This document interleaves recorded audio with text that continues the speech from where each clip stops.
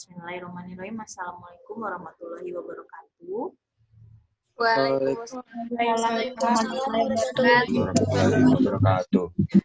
Ya, alhamdulillahirobbilalamin. Akhirnya kita bisa berjumpa secara online untuk pertemuan terakhir ya, kayak mau kemana gitu ya.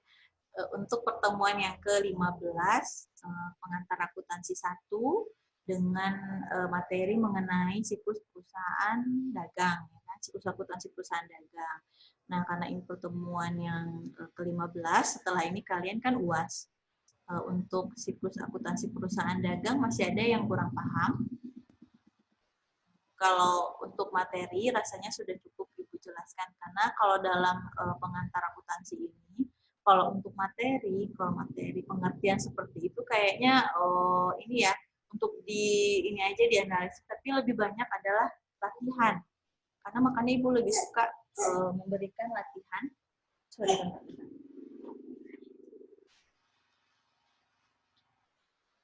Ibu sering lebih memberikan latihan. Jadi latihan lalu diskusi kalian. Kalau misalnya Ibu juga yang bahas, Ibu juga yang ini. Jadi kalian nanti nggak bisa-bisa. Jadi disuapin aja. Sama kayak waktu kalian sekolah di SMA kan, dijelaskan satu-satu, lalu dibahas, gitu kan. Pada akhirnya kalian tuh nggak mandiri gitu kan. Nah, kalau udah kuliah itu kalian itu mandiri. Malahan Ibu dulu nggak pernah diajarin seperti ini. Cuma dikasih literatur, ini buku yang harus kalian pelajari sendiri, dan ketika di kelas harus sudah bisa gitu. Nah, kayak gitu Ibu dulu.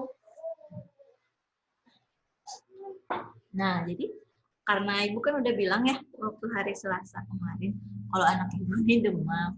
Jadi ini masih kondisinya masih belum ini sih. Ya, karena Ibu kan selama ini nggak pernah ya minta tolong orang untuk ngasuh anak, itu baru sekali kemarin. Ternyata yang ngasuhnya lagi demam nggak bilang, jadi anak Ibu ketularan. Oke, kembali lagi ya, lanjut curcol Ibu jadinya kan. Oke, jadi untuk sekarang pertemuan hari ini kita akan membahas soal yang kemarin kalian kerjakan ya. Ibu perhatikan jawabannya seragam ya, sama semuanya. Cuman beda cara jawabnya aja, ada yang pakai soal, ada yang enggak, ada yang rapi, ada yang tidak. Nah, besok kalau UAS enggak ada pakai Excel lagi. Kalau UAS besok kalian ditulis pakai tulisan tangan, dan soalnya pun tidak akan sebanyak yang sekarang. Ibu sengaja ngasih soalnya banyak, bervariasi, jadi soalnya itu mencakup semuanya gitu. Jadi nanti kalau UAS nanti soalnya nggak sebanyak ini, tapi sampai laporan keuangan. Nah, jadi kalau kalian ngerjainnya sendiri tugas yang kemarin, insya Allah pasti bisa. Ya, oke. Jadi Ibu yang Ibu ambil aja ya salah satu jawaban teman kalian ya yang betul. Nah, yang agak rapi dari soal awal sampai terakhir, Ibu saya punya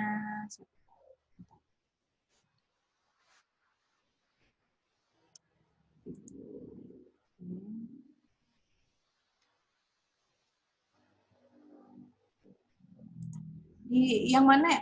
Adisti Milani Putri kenapa nggak pakai kameranya? Coba kameranya Adisti. Bentar, Bu. Ya, oke. Karena Ibu mau menampilkan punya Adisti.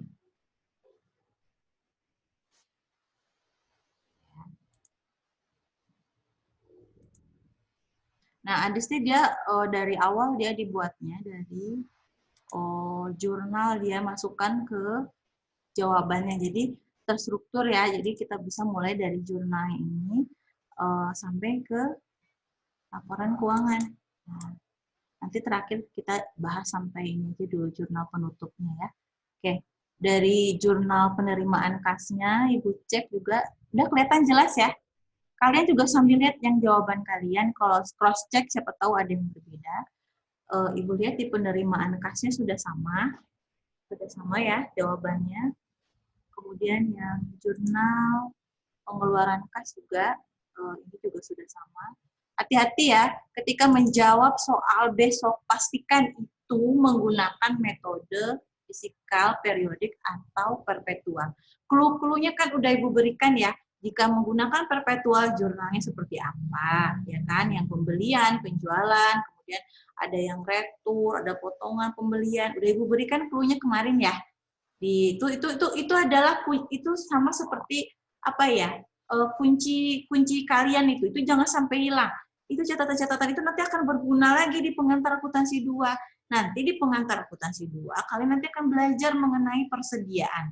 Nah, di persediaan itu nanti lebih spesifik lagi bagaimana cara menghitung fisikal dan perpetual. Itu disimpan catatannya. Nah, karena kadang kan ada juga ya cara pengajar berbeda-beda ya. Ada yang dia langsung pakai bahasa Inggris itu kan dengan jurnal bahasa Inggris. Jadi itu simpan kalian itu yang catatan yang Ibu berikan itu akan berguna lagi untuk pertemuan berikutnya. Kemudian ada juga jurnal pembelian. Nah, Ibu juga sering juga nanti Ibu kasih nanti di apa ya? Ibu kasih nanti di grup atau melalui ketua, Ibu kasih nanti akun-akun di akuntansi dalam bahasa Inggris. Nah, misalnya sekarang kan kita belajar bahasa Indonesia nih, retur pembelian, retur penjualan. Nah, dalam bahasa Inggrisnya apa nanti Ibu kasih ke ini ya, kasih ke ketua kelasnya aja ya. Nanti ketua kelasnya tolong share ke teman-teman. Jadi kalian harus tahu juga dalam bahasa Inggrisnya apa. Ya kan, kayak self forecast, kemudian bermacam-macam jurnal di situ ada ya. Nanti Ibu berikan pada ininya, pada ketua kelasnya. Oke. Perhatikan sini kan, jurnal pembeliannya juga udah jelas di sini diberikan juga syarat pembayarannya. Bagus, ini variatif ya. Boleh kita menggunakan di sini syarat pembayarannya, nggak masalah. Oke, di jurnal umumnya kita lihat di sini juga sudah betul. Ada hutang dagang persediaan, kemudian retur, piutang dagang. Kalian jawabannya udah sama semuanya kan? Ya, udah sama ya. Ibu perhatikan memang rata-rata sama, cuman Ibu baru mencek nggak banyak, baru random aja Ibu secara acak setiap slide Ibu ambil 5, 10 gitu kan. Belum semuanya Ibu cek. Kalau misalnya ada merasa keberatan berbeda jawabannya langsung ngomong di Zoom ya. Kemudian ini kita lihat buku besarnya. Nah, buku besarnya juga besok kalian membuat buku besarnya karena ditulis kan. Nah, kalian boleh dari sekarang kalian print format buku besar. Jadi besok tinggal isi-isi aja boleh? Boleh ya. Atau misalnya kalau mau rajin, mau bikin pakai penggaris dibikin juga boleh, nggak masalah. Boleh ya. Nah, dari sekarang boleh kalian angsur bikin buku besarnya gitu kan. Kira-kira berapa baris lah habis dalam satu akun misalnya. Boleh kalian bikin dari sekarang. Atau misalnya kalian bikin di Excel-nya kemudian kalian print misalnya juga. Jadi nanti ketika ujian jangan habis waktu yang percuma hanya untuk membuat tabel-tabel saja. Jadi 2 jam itu kalau pengantar akuntansi nggak kerasa loh. Bener, nggak kerasa. Dalam 2 jam itu nggak kerasa tuh udah habis aja tuh.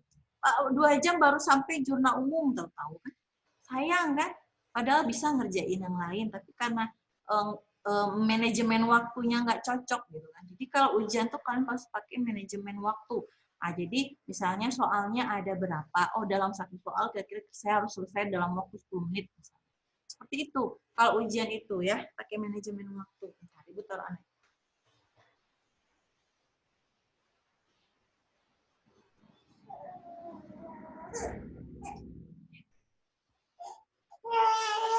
Oh iya, iya. Iya. Bentar ya, bentar.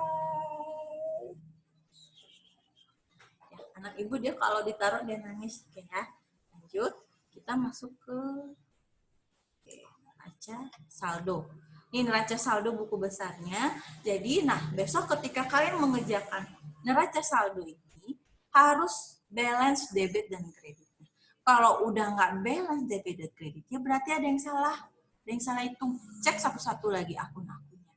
Besok nih paling akunnya nggak akan sebanyak ini ya. Paling sekitar 10 apa 11 12 lah. Nggak sampai 20-an begini. Karena kalian Ibu juga mau paham ya, waktu cuma 2 jam dan harus selesai sampai laporan keuangan ya. Kemudian masuk ke jurnal penyesuaian yang kemarin. Jurnal penyesuaian juga kemarin kan sudah Ibu bahas ya. Cara-cara menghitungnya udah Ibu bahas, cuman karena kemarin kita belum tahu berapa piutangnya dan udah kalian hitung berapa 17.500.000 ya kemarin ya. Ya kan, udah gitu 17.500 dikalikan 2%-nya jadi 350.000. Berapa persen cadangannya kemarin? 2% ya? Siapa yang jawab? Iya, Bu, 2%. Oke, 2%. Masuk ke neraca lajur. Oke, neraca lajur perhatikan di sini. Nah, untuk pertama kan neraca saldo yang awalnya itu kan dari soal.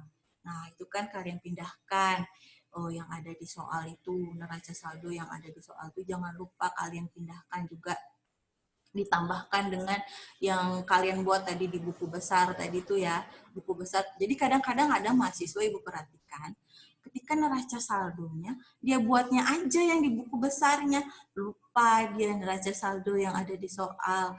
Jadi cuma di buku besar aja, padahal di neraca saldo yang sebelumnya kan sudah ada akun di soalnya. Lupa nggak dijumlahkan dengan buku besar. Nah, itu salah, itu fatal. Ya, hati-hati ya. Jadi pertama kali kalian membuat neraca saldo ini, perhatikan dulu yang ada di awal. Boleh nanti besok misalnya, Bu, saya nanti kalau udah bikin buku besar, misalnya Bu, neraca saldonya langsung gabung aja dengan neraca lajurnya, boleh nggak Bu? Boleh, nggak masalah. Sama aja kan nanti, ya boleh. Nanti kalian boleh juga bikin dari sekarang format neraca lajurnya. Cuman kan nggak tahu ya berapa baris ke bawahnya kan besok. Tapi nggak masalah, kalian kalau misalnya mau bikin dulu di Excel-nya bagaimana neraca lajurnya boleh. Supaya cepat besok kerjainnya ya. Oke, kalau misalnya lihai dalam waktu sejam selesai.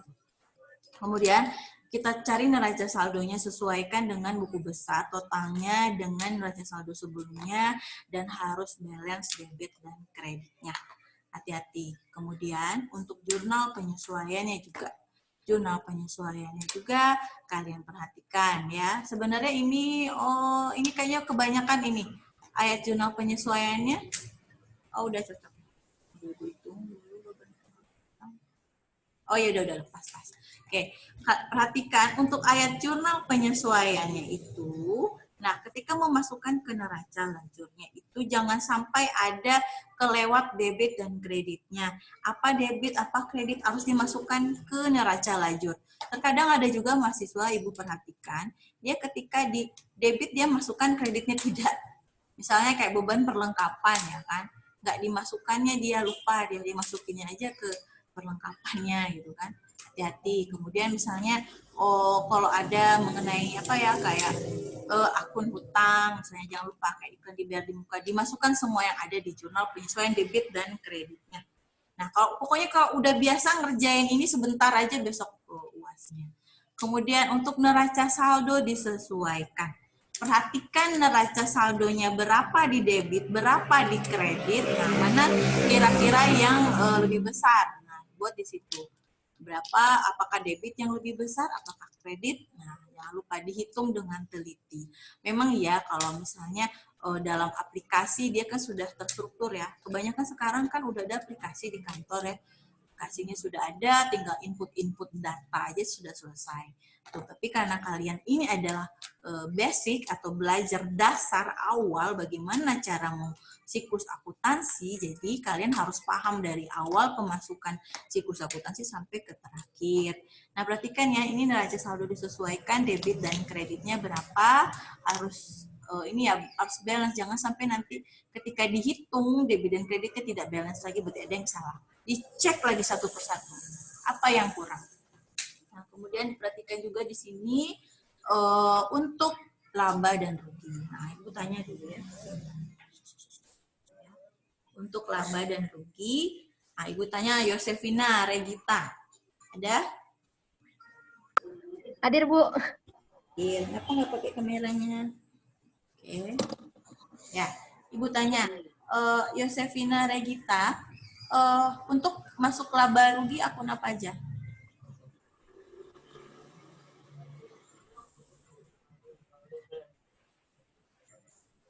Halo, Yosefina?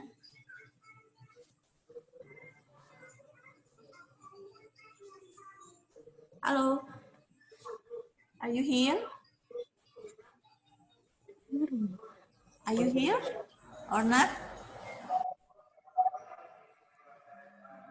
Coba Ibu cek ya, siapa lagi?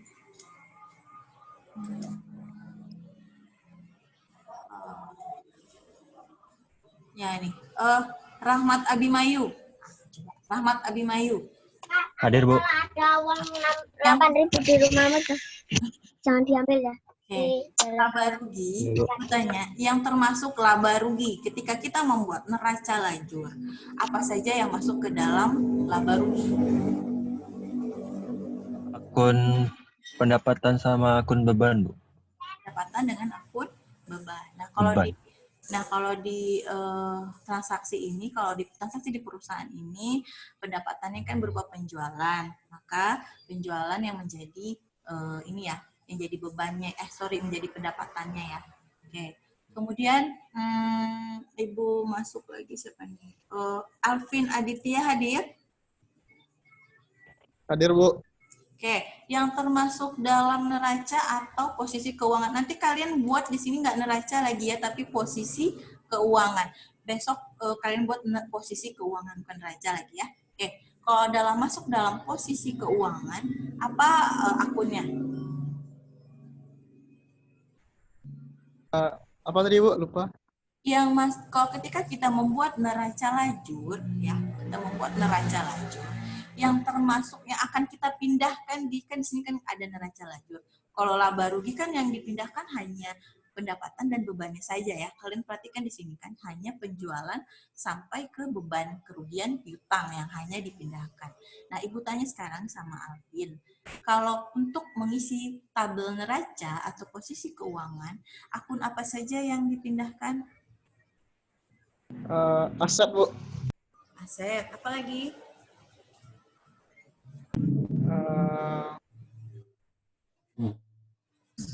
Kewajiban, Bu. Kewajiban, apa lagi?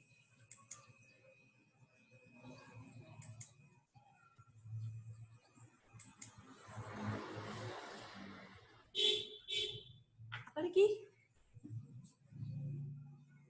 Apin ada ngerjain tugasnya? Ada, Bu. Ada. Apin kan bikin juga laporan keuangan ya?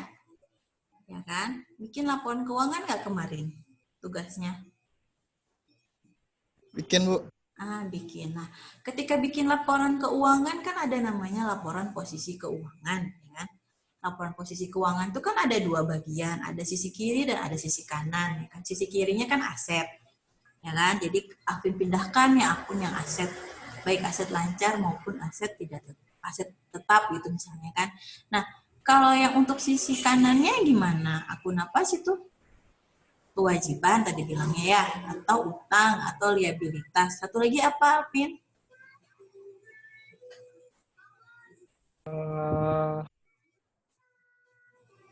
Satu lagi apa, Alvin? Coba Ibu pindah ya ke meta. Modal akhir, Bu. Apa? Modal akhir. Modal ya. Jangan lupa ya, modal ya.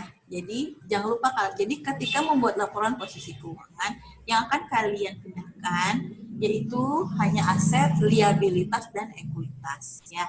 Kalau dulu kan dia modal namanya, sekarang namanya ekuitas. Oke. Ya, jadi tadi Alvin ini ya hilang-hilang ya semua. Oke, udah lanjut ke yang untuk laporan untuk neraca lajur atau worksheet ini paham nggak ngerjainnya? Siapa yang nggak paham boleh tanya sekarang. Ya, soalnya ini kan Ibu udah variatif ya, kalau menurut Ibu ya soalnya sudah banyak variatif, jadi sudah bisa kalian ngerjain besok UAS ya. Oke. Ada lagi yang mau tanyakan? Kita masuk lagi ya yang berikutnya yaitu laporan laba rugi ya. Laporan laba rugi. Nah, di laporan laba rugi kan hanya memindahkan yang ada di neraca lajur ini, yang laba ruginya yang pendapatannya berupa penjualan. Kemudian nanti kalau di penjualan itu kan pasti ada potongan, ada retur ya kan. Nah, nanti kalian pindahkan. Dia termasuk ke sini laporan laba rugi. Nah, kalau bedanya laporan laba rugi yang ada di perusahaan jasa dengan perusahaan dagang apa? Siapa yang bisa jawab? Apa perbedaan laporan laba rugi yang di perusahaan jasa dengan perusahaan dagang? Siapa yang bisa jawab? Ayo, ini pertanyaan bonus yang bisa jawab poinnya 2. Bu. Harga pokok, Bu. Oh ya, Ana. Siapa tadi? Ana ya? Oke, Ana. Bu. Coba Ana jawab. Apa bedanya? Kalau di jasa itu nggak ada harga pokok penjualannya, Bu. Kalau di usaha baru ada harga pokok penjualan. Perusahaan dagang ya. Kalau di perusahaan dagang ada harga pokok penjualan. Oke. Apalagi nanti kalau perusahaannya manufaktur, nanti ada yang dinamakan dengan harga pokok produksi. Nah, kalian belum sampai ke situ. Nanti, jadi kan perusahaan itu kan ada 3 ya. Ada perusahaan jasa, ada perusahaan dagang, dan ada juga perusahaan manufaktur atau perusahaan pabrik. Nah, nanti kalau udah perusahaan manufaktur, nanti lebih rumit lagi. Ada lagi namanya harga pokok produksi. Nah, misalnya ada juga kalau misalnya di perusahaan manufaktur kan ada bahan baku ya.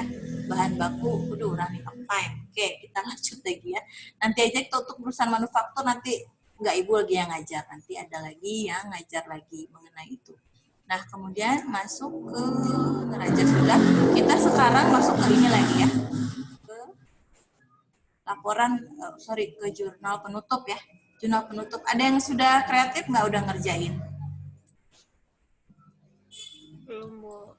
Oke, kita ulang aja lagi ya. Sebentar Ibu share screen ini. Oke. Ya. Ibu share screen yang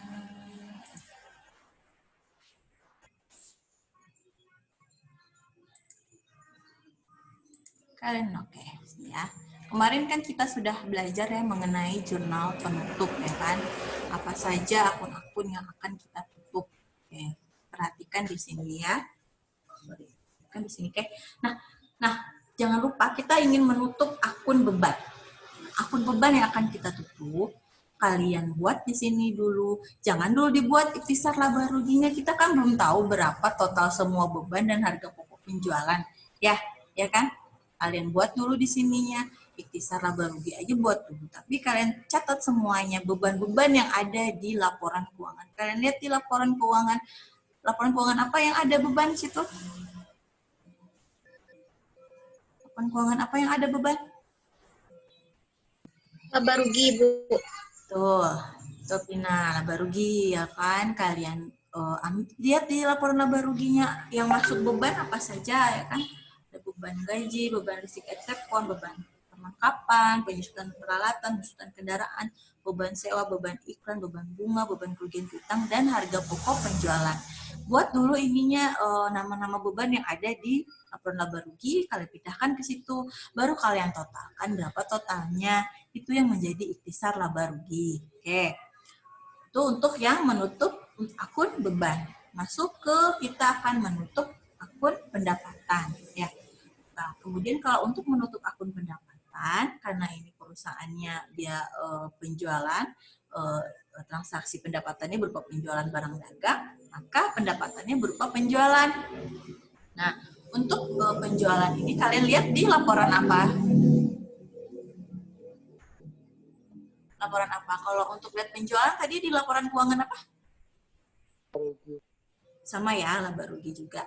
Oke, laba rugi kalian perhatikan penjualannya berapa ya. Yang ikhtisar laba ruginya jangan dulu diisi, karena kita nggak tahu kan. Belum tahu kita penjualan dikurangi potongan sama retur gitu misalnya kan. Lalu kalian ini buat di situ penjualan.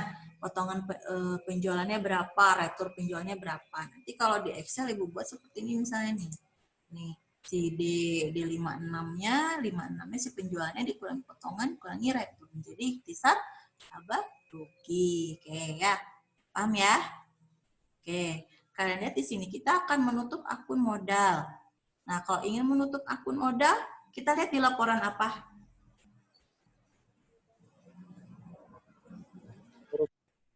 Di laporan apa?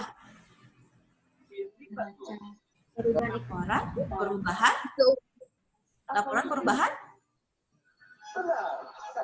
Ekuitas. Ya, laporan perubahan ekuitas. Lihat di laporan perubahan ekuitas atau kalau dulu namanya laporan perubahan modal. Nah, di situ berapa dia modalnya, modal akhirnya. Nah, di soalnya ini kita balik lagi ke yang punya Adisti tadi Bu lihat 5.930 ya kan? Sama ya, kalian buat di sini. Berarti kalau dia misalnya 5 juta ikhtisar laba rugi, maka di sini modalnya sekian. Kemudian kita masuk ke ini lagi, bentar ya.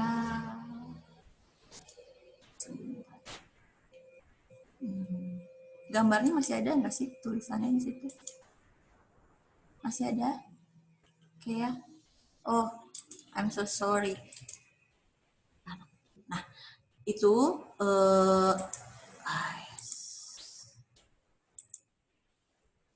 oke. Nah, yang private-nya kalian ambil. Oh ya, sorry, maaf Ibu, yang itu bukan modal ya, tapi laba. Ya Allah, maaf Ibu ya. Laba ya yang diambil, yang ini. Yang ini. Oke, yang penutup yang ini. Oke, yang ini 5.930 ini laba ya, bukan modal. Maaf Ibu. Laba ya, bukan modal. Jadi kalau misalnya dia rugi, dibalik ikhtisar laba ruginya yang dikredit, kemudian yang modalnya yang didebit. Begitu ya?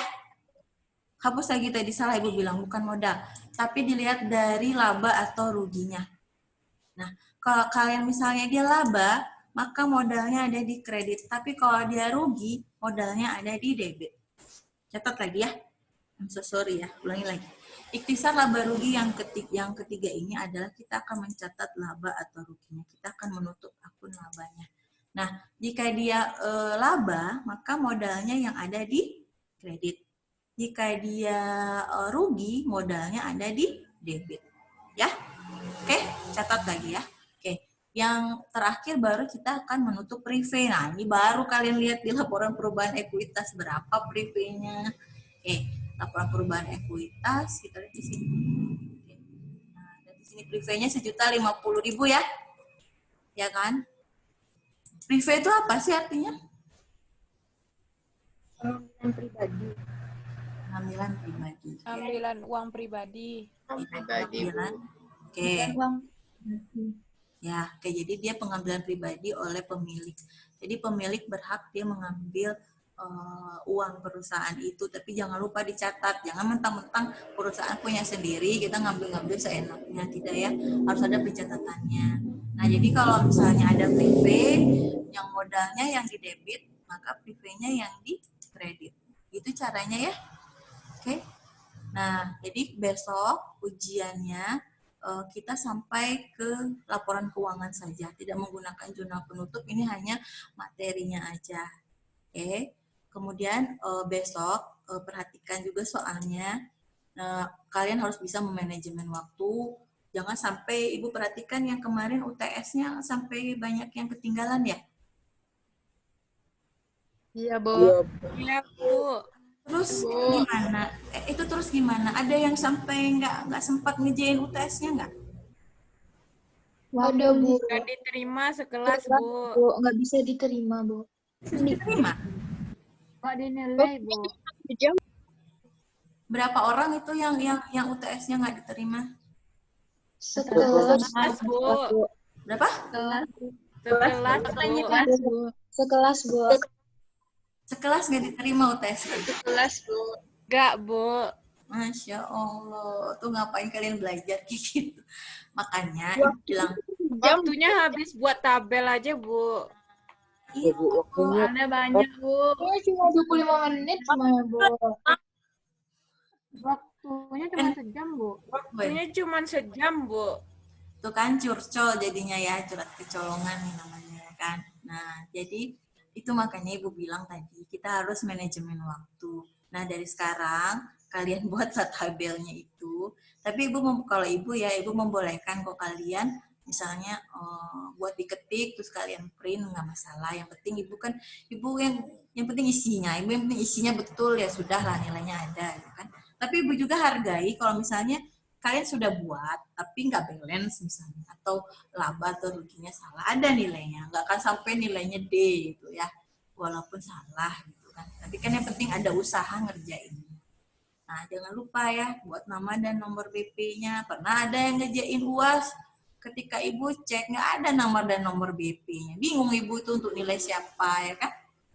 Nah, itu jangan lupa nama dan nomor BP-nya. Buat dari sekarang di kertas boleh, nggak masalah.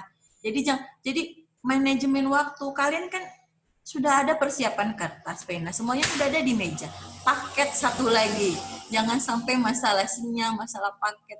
Tahu-tahu kalian harus pergi beli pulsa, habis waktu berapa menit ya kan? Itulah manajemen waktu, siapkan semuanya dengan segera, dengan cepat. Jadi besok, kalau ibu besok nggak akan ibu kasih perpanjang lagi. Kalau misalnya waktunya cuman, ibu lihat dulu soalnya, segimana rumit soalnya. Kalau soalnya nggak terlalu rumit, nggak sampai 2 jam, sejam setengah atau 90 menit. Ya, ibu lihat dulu soalnya. Soalnya ibu banyak, ibu soal ada banyak. Jadi ibu pilih mana soal yang kira-kira kalian mampu sekitar berapa menit. Nah, jadi kalian persiapkan yang ibu bilang tadi, kertas buat nama dan nomor BP-nya, persiapkan juga tabel-tabelnya.